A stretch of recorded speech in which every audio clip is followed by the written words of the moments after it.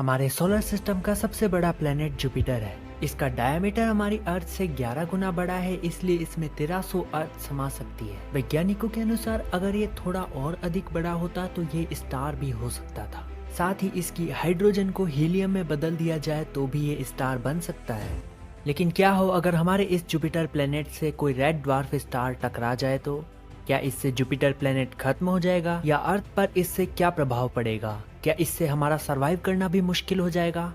जानेंगे आज के इस एपिसोड में।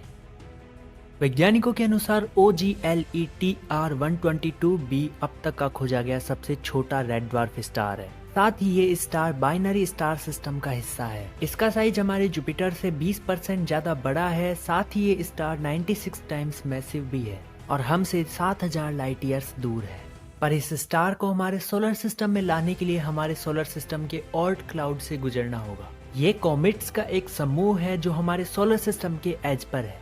पर ये स्टार जैसे ही इसे पार करने की कोशिश करेगा, कॉमेट्स अदर प्लैनेट से टकरा सकते हैं। तो चलिए मान लेते हैं कि इसने ऑर्ट क्लाउड को पार कर लिया और अब ये जुपिटर की तरफ बढ़ रहा है।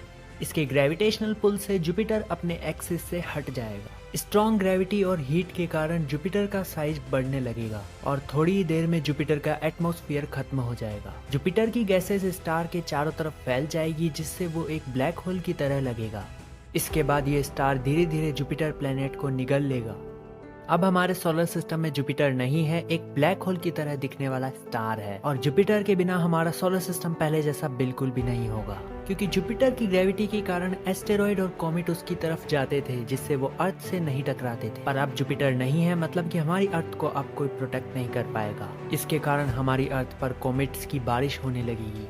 इससे अर्थ पर लाइफ खतरे में आ जाएगी और कोई बड़ा एस्ट्रॉइड भी हमारी अर्थ से टकरा सकता है। पर इस नए ऑब्जेक्ट के हमारे सोलर सिस्टम में होने से सभी प्लैनेट्स अपने ऑर्बिट से हटने लगेंगे। इससे अर्थ भी अपने ऑर्बिट से निकल जाएगी और हमारा प्लैनेट भी एक रोग प्लैनेट बन जाएगा। बिना सन और मून के हमारी अर्थ से लाइफ का खत्म होना तो तय है। आपको क्या लगता है कि भविष्य में कोई स्टार हमारे जुपिटर से टकरा सकता है? हमें कमेंट करके जरूर बताएं। आज की इस एपिसोड में बस इतना ही। मिलते हैं स्पेस और मिस्ट्री से जुड़े किसी नए एपिसोड में। तब तक के लिए थैंक्स फॉर वॉचिंग।